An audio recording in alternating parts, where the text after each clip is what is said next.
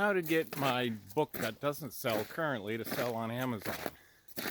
Hi, I'm Preston Squire, and this is part of my inspirational series for Christian authors on how to sell more books. You can check me out at sellmorebooks.blog. So one of the questions I get from a lot of authors is that they have a book that's currently on Amazon, but it's not selling very well. And they want to know, like, what can they do to make it sell better? And I have a whole free webinar on this at sellmorebooks.blog. But what I'm realizing is, although there's this old adage that give a man a fish and you feed him for a day, teach a man how to fish and you feed him for a lifetime, isn't so true in today's world. In today's world of instant gratification, of being able to get an answer immediately from Google, being able to get a product delivered to your door the next day by Amazon, in a world where, we pretty much have gotten accustomed to having success given to us right away. This notion of fishing, like, what is that? Like, if you think about fishing, it means you're standing somewhere or sitting on a boat somewhere remote, pretty much usually on your own, for hours before you maybe catch a good catch. And you could go days even without catching anything good. And that's just not a reality that people are prepared for in today's world.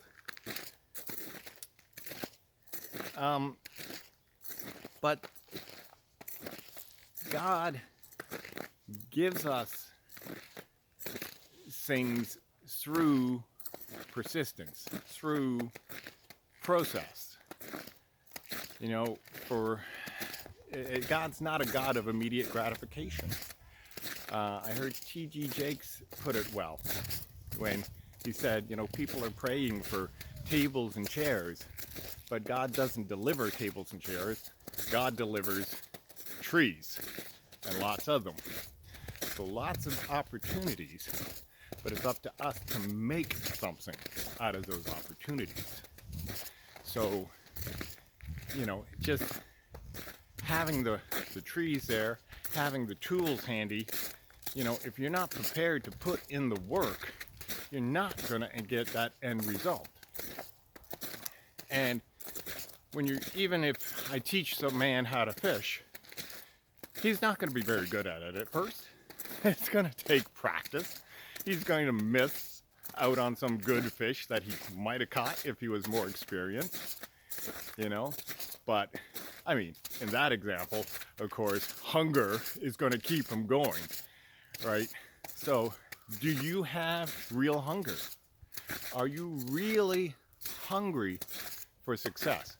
And let me qualify, because I'm talking to a Christian audience here. Success shouldn't be how much money is coming into your bank account, although that is a good indicator of success. Success should be how many people are you touching with your message? How many souls are you bringing into the kingdom? How are you expanding the kingdom? How are you reaching people? And if you do that effectively, then almost by default, monetary success is going to follow, whether you want it or not. So the real hunger isn't for the money, because for most of us, although we want money, we're not really going to put ourselves out of our comfort zone to get it. We'll only put ourselves out of a comfort zone to get as much money as we're comfortable with. If you want more than that, you have to get uncomfortable, and for most of us, that's just not a place we're willing to live. So, going back to the books, if you want your book to be successful, it's not enough to just read or take a course on how to make your book successful, even my course on how to make your book successful, if you're not willing to put in the work. You've got to be committed to the end result. You've got to be willing to take consistent daily steps. And you got to be willing to not have success right away.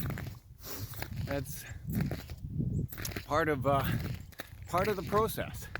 Part of the process is to struggle, because the struggle builds perseverance, and perseverance builds character, and character brings you closer to God, if you're developing it in a Christian way, of course. So you have to be prepared for that process. You got to put in the time. Now, I mean, I've designed my program specifically with this in mind, to make it as easy as possible for people, with just short, simple lessons that they can do in 5 to 15 minutes and a little action step. So they only have to do one tiny little thing a day. Just do one tiny little step a day, each day, and keep moving it forward. And if you can commit to that kind of daily, consistent action, even when you don't see the results immediately, you are going to have success long term. Because it's all about that compound effect of daily, consistent action. Right? So you got to get out of your comfort zone.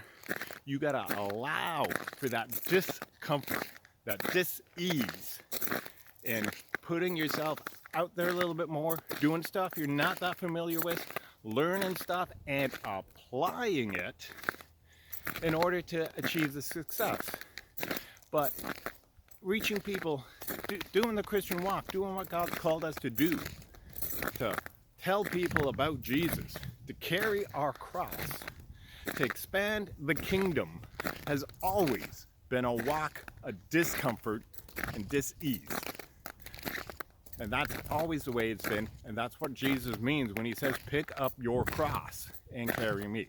Because we have to all crucify ourselves to our old way of life, our life of comfort, our life of ease, our life of just enough to be comfortable, and do more for his sake.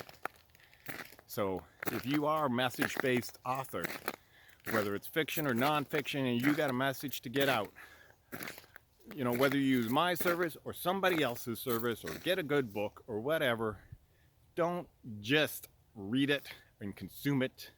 Put it into action. Take those steps every day, because you are worth it. Your message is worth it. And this is what we're called to do. So that's my message for today. God bless, and I'll see you next time.